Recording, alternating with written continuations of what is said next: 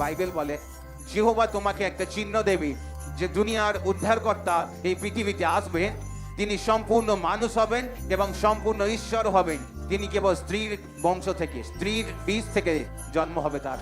সেই জন্য পরমেশ্বর হাওয়াকে বলেছিলে সাপ তোমার গোড়ালিকে দংশন করবে। প্রভু যিশুর মধ্যে যে রক্ত ছিল সেটা মানুষের নয়, পরমেশ্বরের রক্ত ছিল।